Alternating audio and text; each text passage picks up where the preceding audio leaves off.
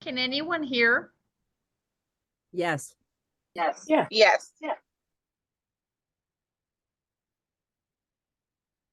Well, I can't hear either. No, Yeah, we I can't can. hear Rich. We can't Not hear Rich. Rich.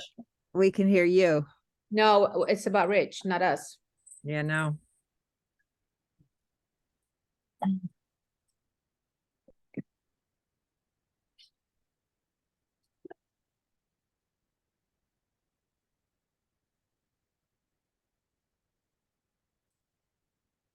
How come I can't hear? Shit, I can't hear either. that's really weird. He's probably on mute.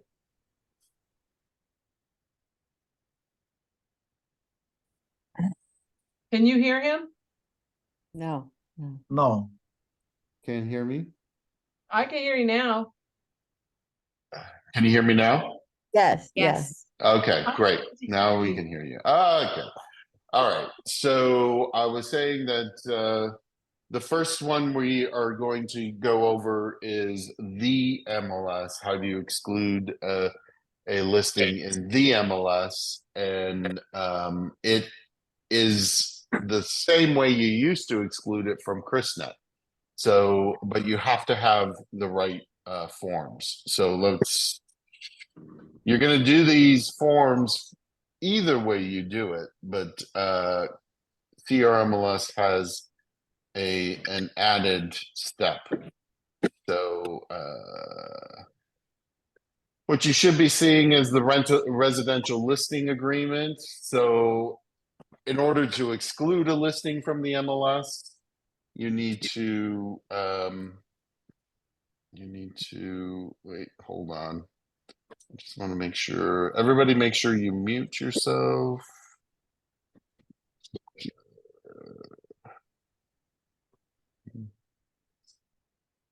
Hold on. All right. So okay. All right. You have to have a listing agreement in order to exclude it from the MLS. So we all know what the listing agreement looks like, but we are going to go to page 2. And number 6 talks about the importance or the impact of putting something on the MLS. This needs to be initialed by the seller and by you, the agent. I, the broker, do not have to initial this. So a lot of people send it to me to initial. I don't need to initial this. So, but you can go ahead and initial that. It also explains the impact of opting out of the MLS, and you want a seller wants the most exposure for their listing, and in order to get the most exposure, it needs to go on the MLS. If there are valid reasons a place isn't ready, that you need to exclude it, so the seller needs to know what the impact is if they exclude it. They're not getting the exposure. So make sure that the seller initials that. Number 7, clear cooperation. Do not check this box because every MLS in this area practices clear cooperation. So clear cooperation is once a property is listed and publicly marketed, then it needs to go into the MLS within 1 day. 1 day, no longer 1 business day, 1 day. So, this explains what public marketing is, 7B. It also talks about coming soon. Now, coming soon is an active status. It is not excluding it. So a lot of people make the mistake that the start date of coming soon, you can put something on coming soon for 17 days. So they date the listing to start 17 days in the future. That's not the way to do it. The listing starts on day 0. You can exclude it up until 17 days. So from 0 to 17 days, excuse me, you can put it on coming soon for 17 days. 0 to 17 days, you can't show it. Both MLSs do not allow showings, but you can market it. And days on market don't count. So, that's coming soon. That's not excluding. Now, excluding means it's being taken off of the MLS. It will not go onto the MLS. You can only market it within your own brokerage. Now, even though I'm the broker for 4 different offices, every one of those offices has a different DRE corporation ID number. They have a different number. So it cannot be marketed in between offices, even though I'm the broker for multiple offices. So that's important to know. So you can only market it within your own office if it's excluded. No public marketing. The minute something is publicly marketed, it has to go on to the MLS. Okay. So 7D, seller instructs broker. MLS may require, and both of these MLSs do require the SELM. Some are, and that's why I'm showing you the listing agreement. They instruct broker to market the property to the public and to start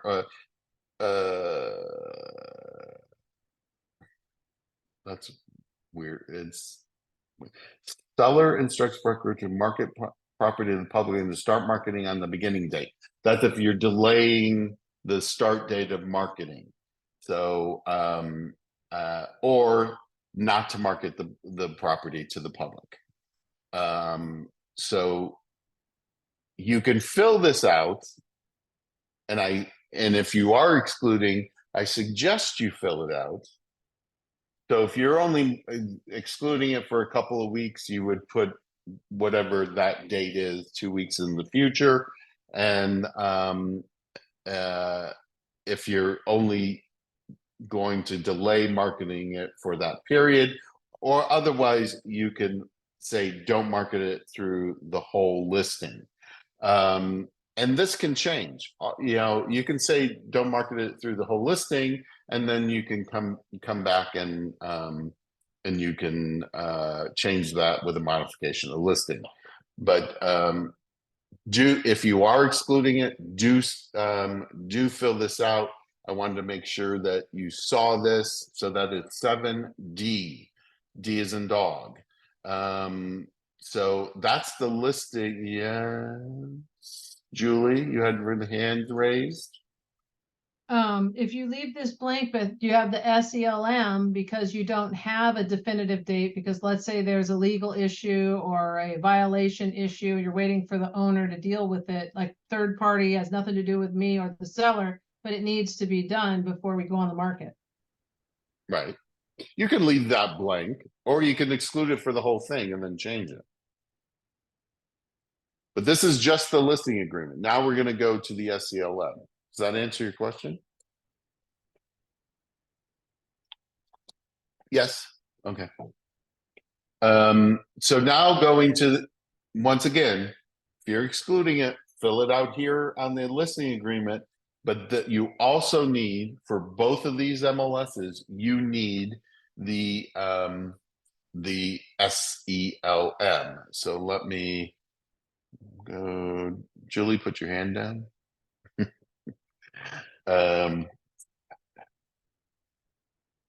So the SELM is the seller instruction to exclude listing from the multiple service and days on market. So this is an addendum to the listing agreement between the seller and the broker, and the MLS, the multiple listing service. For those of you who use the MLS, you will put the MLS there. For those of you who use CRMLS, you would put CRMLS. Okay. everybody makes, not everybody, but a lot of people make this mistake with the SCLM. They fill out section 3, mandatory submission to MLS. And you don't need to fill this out. All you need to fill out is section 4. Because 3 talks about there is clear cooperation, and then 3D says we have not adopted clear cooperation. So you're not checking that box. So you're gonna leave 3 alone, don't touch it, then go to 4 and do not market the property immediately. Begin marketing property on whatever date that is. If you have a specific date, put that date in there. Or if you don't have a date, then exclude it from the market for the entire listing. And as I said, you can change that at a later date by using a modification of listing. So that's the SALM. The sellers sign it, and me or your office manager sign it. You, the agent, do not sign this. It's signed by the broker and or the manager. So you can send it to me to DocuSign, or you can send it to whoever your individual manager is to DocuSign. And that's the paperwork required by both MLSs to exclude. Now we're talking exclude. So to exclude, which means it's not going in the MLS and it has not been marketed, because immediately when you market something, then it has to go into the MLS. So when you do that, stop sharing. When you do that, for the MLS, you are going to, wait, where's everybody? Everybody mean. You are going to email this to, wait, let me find it. Hold on. Compliance at the MLS. So let me get that email address for you, and I'm going to put it in the chat. Where are you? Okay. This is for the MLS. So the MLS compliance, that's where you send this. You send this to their compliance department. And then after you've sent it to them, then let me say, wait, I just want to double check something. Hold on.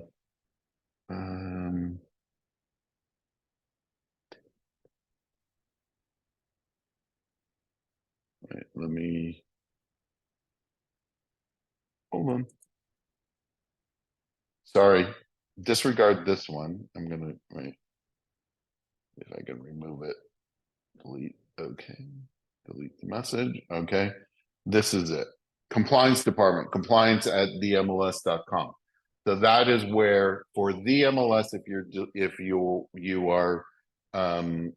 you are excluding it, that's where you send it. And so then, and it has to happen within 2 days, not business days, 2 days. So weekends, holidays count. So that's that. So, okay. You've done that, and you're a member of CRMLS. So I just realized I didn't. Hold on. I didn't sign into my, no, wrong one.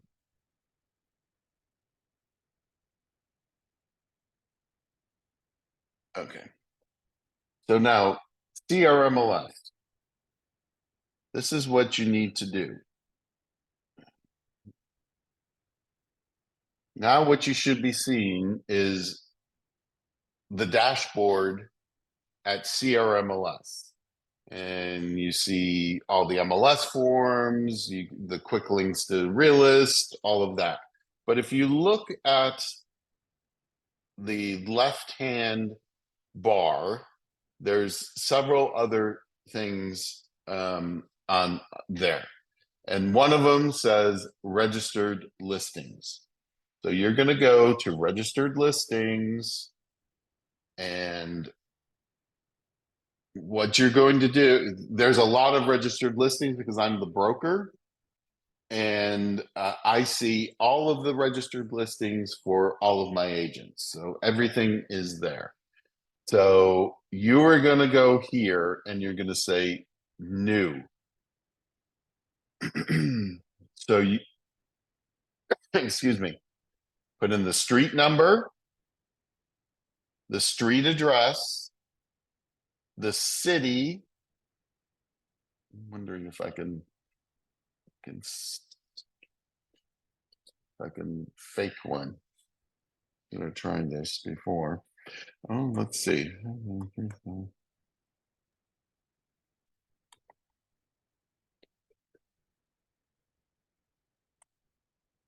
I don't live here anymore, so I don't care.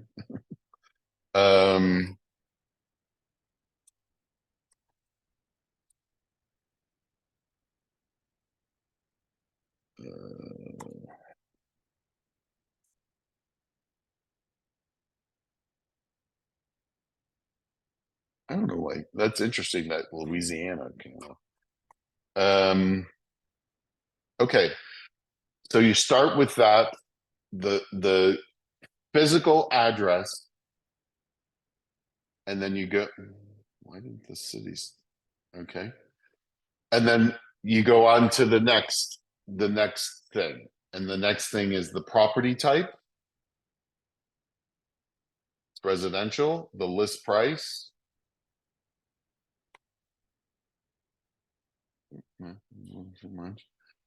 The contract date and the start marketing date. That means if you have that date of when you want to start marketing it, you would put that date in there. If you don't have that date, then you put no start marketing date. If you're excluding it for the entire listing agreement, then you do that. You click that box. Then you're going to need to put in the expiration dates. So let's make it 10/27 and 23. Okay. And that's all the information that you need to put on here. So then you go to the next, and then you obviously have to put in your name.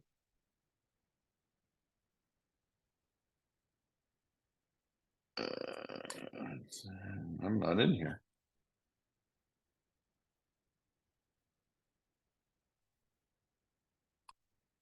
I can spell my name.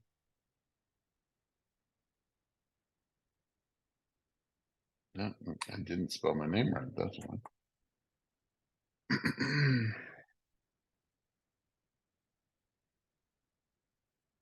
Okay.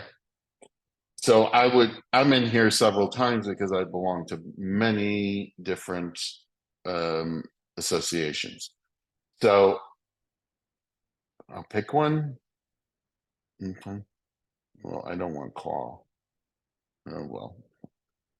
Anyways, I'll leave it that because I'm not going to go to confirm because I don't want it in here. So then you put your name. If there's a co-listing agent, you put the co-listing agent's name. And then you hit confirm. Then you're done. You're registered. You have successfully registered a listing to be excluded from the MLS. So I'm going to come back because I want to show you. Let's see if I can get out of this. Yeah, there we go. So once you've done that, you're going to see it's going to show up incomplete. You see all these here incomplete. So they're all in there. You can change it at a later date. That's what this little pen is for. This here is if you're ready to market it, you hit that little button, that little paper airplane button, and then it's going to change to sent to the MLS. Now, does it automatically suddenly go into the MLS? No. It is sent to the MLS, and it's in it's in your listings as an incomplete listing. So, because why is that? Because there's so much more information that once it goes into the MLS that you have to put in, like the bedrooms, the APN number, all of that stuff still has to be done once you get it over to the MLS. So you don't need to, if you're excluding it for the entire period, you just leave it here until it expires. If the expiration date changes, get a modification of listing, and then come in here and edit this and change it. Or if you put it into the MLS, you will send it to the MLS. Or you can delete it for whatever reason. The listing is canceled. So then you can delete it. So for CRMLS users, that is how you that's how you exclude it. So Julie, will the broker load make adjustment here automatically? Do we have, what do you mean? What exactly do you? When you go to broker load it and then you hit Yeah. active and it goes into the MLS live, will this link it and take it out of incomplete? Like, will this automatically fall off, or do you have to manually come in here and say, okay, we're going live, and then broker load it? No, what happens is that you send it with the little airplane to the MLS, then you broker load it, you put in all your information, and then you go live. So it's moved out of here, and it will show sent to the MLS, and you never can't have to just deal broker with it load it? here. Can you just No. broker load it? Can you just broker load it and then this will disappear? No, because you have to send it to the MLS. You have to send it over to there in order to put in the rest of the information and then make it active. Okay. Any other questions? Because that basically is it, guys. Do you have to This give is- them the SCLM, like the physical? Okay. To CRMLS, this is sufficient for CRMLS, but at any time they can come to you and say, I want to see it. And they can ask for the first and last page of the listing agreement like we used to do, and the SCLM. But you don't have to send it to CRMLS, which is SRAR members. Okay. Any other questions? I have a question. Sure, go ahead. Go ahead, Janice. Oh, okay. It's not related to this. There was some kind of a lawsuit hearing or the output of a lawsuit. I saw it all over the news yesterday about the sellers not having to pay the commission. So I'm a little bit clear about that, what we're supposed to do on the contract, or are we going to have a whole separate class on that? Do you know what I'm talking about? Here's the deal with the lawsuits. I didn't see a ruling from the law. There's one lawsuit. I mentioned this in Calabasas's team meeting yesterday. There's one lawsuit that involves KW. It involved Anywhere, which used to be Realogy, which was Coldwell Banker, and it had to do with Remax and NAR regarding commissions and buyers. It was a class action suit, and that lawsuit, Anywhere settled with the class action. The amount was not divulged yet. Remax settled for $55 million, but the exact details were not divulged yet. Now, all these details will have to be divulged once it gets approval from the judge. Maybe that's what happened yesterday. I didn't well, see anything happen yesterday. I saw it like on Apple News, but it sounded like the ruling was that, I don't know about the numbers that everybody has to pay, but that sellers absolutely are not responsible for buyer commissions anymore. So you'll confirm that, I guess, or I just didn't, I mean, that's I just didn't know um, how we get our commissions, and if we're a buyer's agent and the seller doesn't have to pay it now, how do we deal with that on the paperwork? well, Or as I've been saying for months and months and months and months and months, and I'm just doing a quick Google search because I don't see anything come up. I've been saying this for months. The way we do business is changing. It's going to change. It started with what, 3-4 years ago with the Department of Justice suing the NAR about clear cooperation and all of that. And it started with that, then these class action lawsuits, all of this. How should you get paid? You should be starting to, when you're working with a buyer, getting a buyer broker agreement to ensure that somebody is paying your commission. Because more and more you're going to start seeing on the MLS amount of commission. It used to be the lowest amount that you could put on the MLS was $1. Guess what? Now it's $0. Cooperating broker commission. They can do that. They can put $0 commission on that, on the MLS, offering $0 commission. So how are you going to get paid? You need to be putting, and maybe this is my next class. I've done a class on buyer broker agreements, but I'll do another one. But you should be, when you're working with a buyer, get a buyer broker agreement. You know, that the buyer agrees to pay your commission unless your commission is paid by somebody else. Guess what? Who that somebody else is right now. Right now, it's the seller. But soon, it won't be that. Because rumor at CAR last week is that the $55 million law settlement that Remax is putting together also included that stipulation that the agents cannot insist that the seller pay their commission.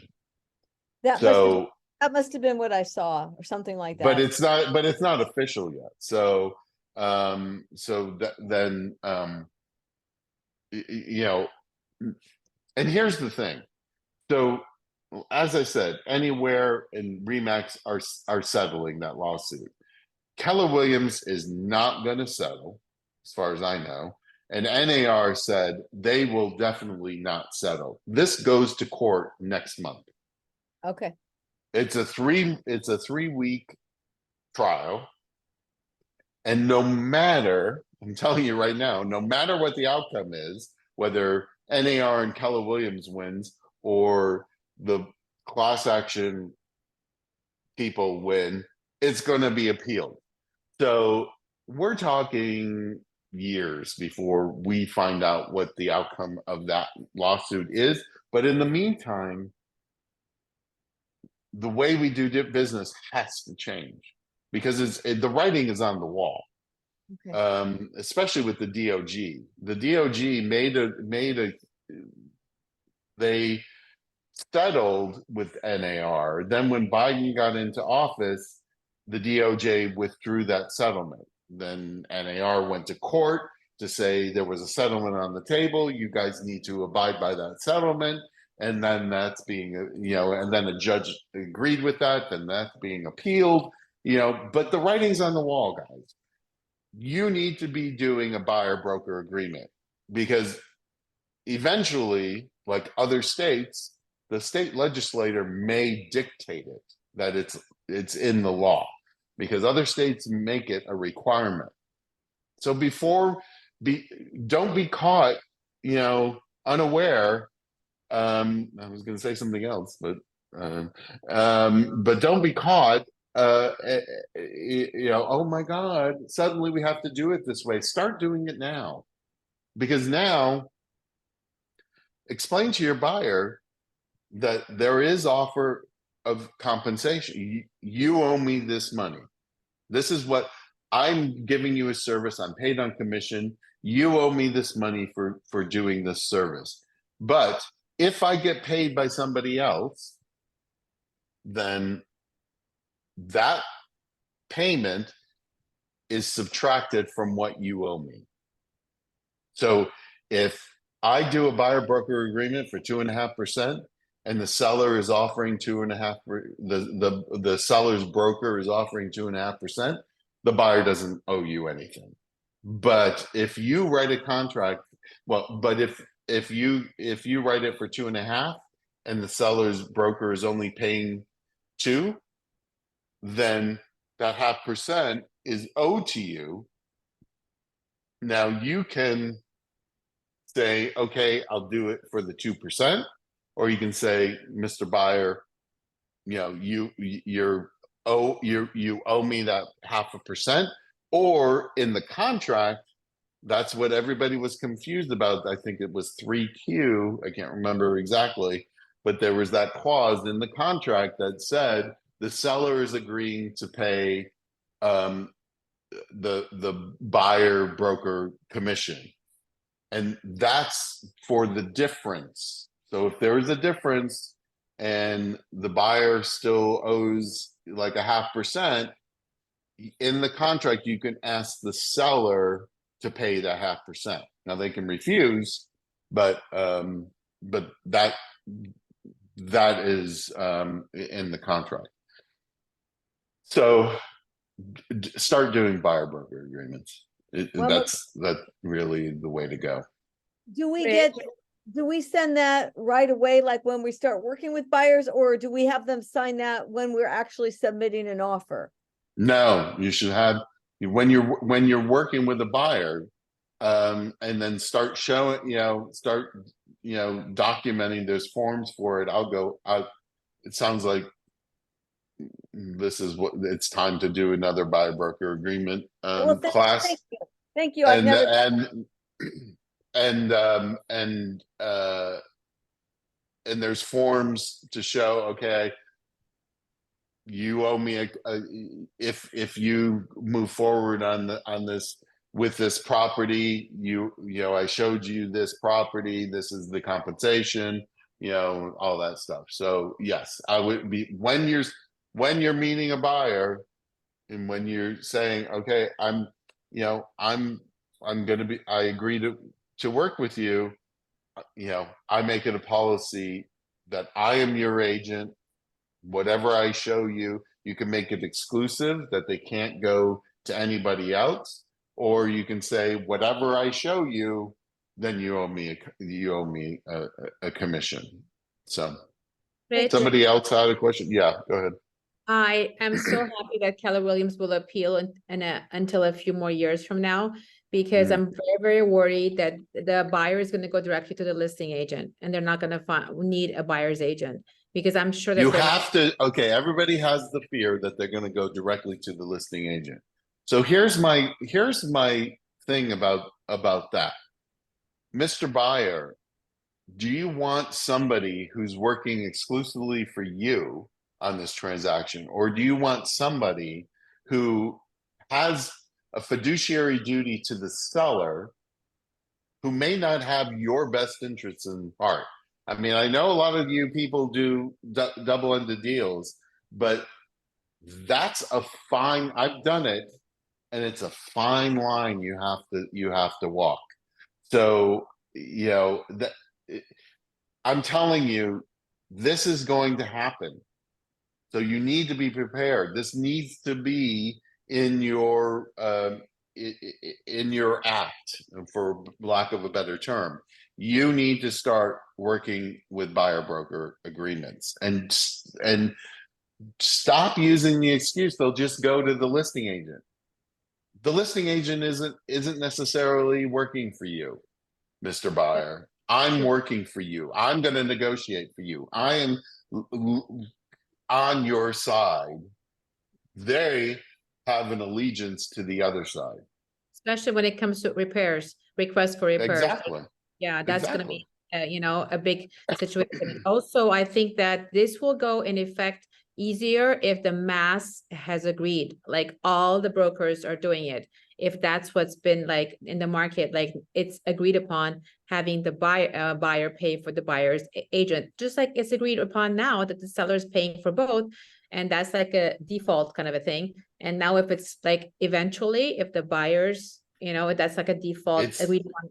I'm telling you, it's changing.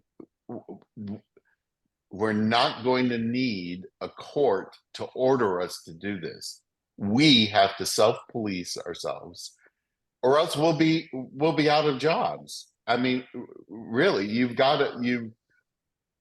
we'll be obsolete because Yeah. soon buyers will go directly to sellers, and agents. You have to show your worth. You are worth what you're paid for. And, you know, it's a complicated transaction. It's not an easy transaction to navigate. So, you know, and especially if you're playing both sides. So I strongly suggest that you need to start using a buyer broker agreement. Plus, Susie, another way to look at it is, do you think that a top listing agent is gonna represent the buyer for free? No, they're gonna charge them. So either way, they're gonna pay the commission, because that's the Right. listing agent's gonna also get a commission from them. So they can either pay it to you or to them, pay it to you and actually be represented, or pay it to them and not be represented. That's true. That's a good point. Yeah, I like those two Yeah. points. The one that Rich mentioned as far as just fighting for you, negotiating for you, you know, being at the fiduciary rights for you. And then the second point is a good point. Thank you. Anything else? Julie, I see your hand. When I started a long time ago on the west side, this was kind of common because there was no super boxes. It was all lock boxes or appointment. And I don't know if this is helpful or not. I'm asking the question to you to see if it's helpful or not. Should we just take it upon ourselves to register the client with the listing agent? Like just, you know, hey, I'm going to be showing your property. My client might come over this Saturday or Sunday to your open house. This is my client's name. I just wanted to register them with you. And then that way everything's covered. I mean, it still doesnm cover the commission, but at least covers the confusion. Well, I mean, it does help with procuring cause, so that you can show, although procuring cause is just, it's a difficult thing to do, but absolutely, it's an added layer to show that, you know, I'm working with this person, and whatnot. It's not a bad idea, And I mean, how to are you do going to that. eliminate this problem? Because I mean, the agents are going to become incestuous to each other. They're not going to, you know, the listing agent will take both sides, and then the buyers. I mean, we have to have better integrity, really, is what it comes down to. Well, Because the yeah, sellers don't care.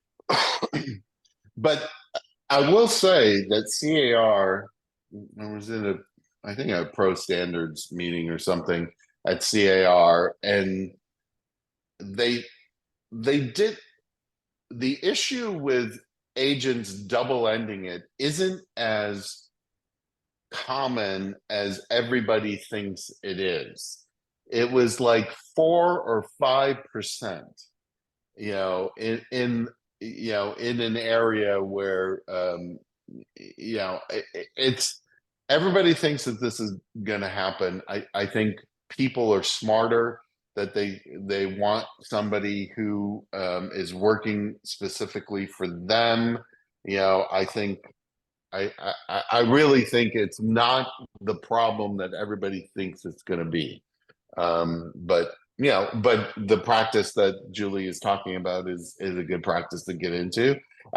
You know, it always is a good practice is, you know, if you're not going to accompany your client, then you should be letting somebody, the listing agent, know, okay, my client is coming by to see your listing, and I'll let you know what they think of it after they see it.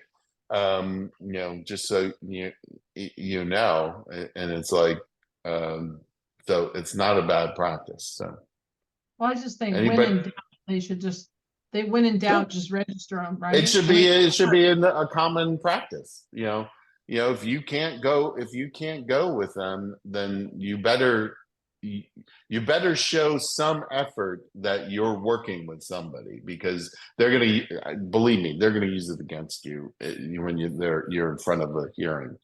They will. I mean, I've seen it. It's like, well, they didn't, you know, they didn't show up. They showed up. They didn't have the time to come with their client. Yeah, I've seen it, you know. So anybody Rich, I have a else? question. I have a question. Sure. If Yeah, I have a physical sign on a property and it's coming soon, do I do a coming soon rider? And is that okay for 17 days? you can, sure. So You the don't sign can be necessarily out need front. it. The sign is front. Yeah, the sign is fine. That's Okay. public marketing. That's allowed. Yeah, absolutely. Okay, and I am seeing a lot of higher end properties near Hancock Park change hands off market.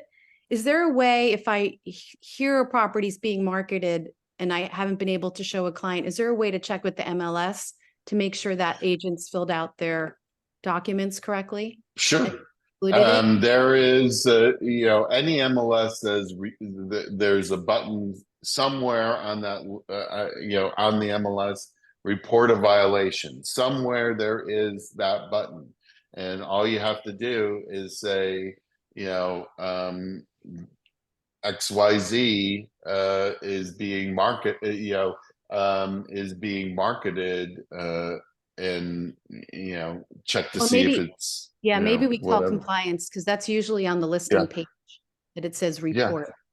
No, I mean, I No? know SRA are on their website on the homepage. There is a button there to do that, and anybody, yeah, or you know,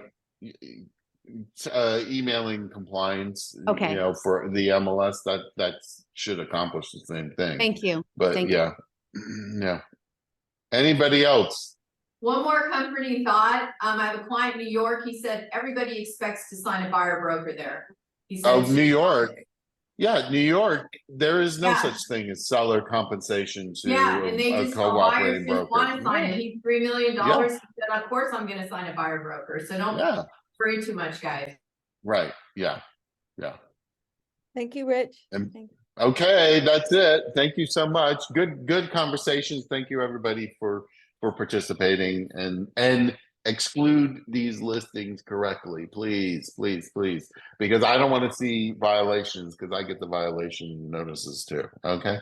All right. Thank you. Next time.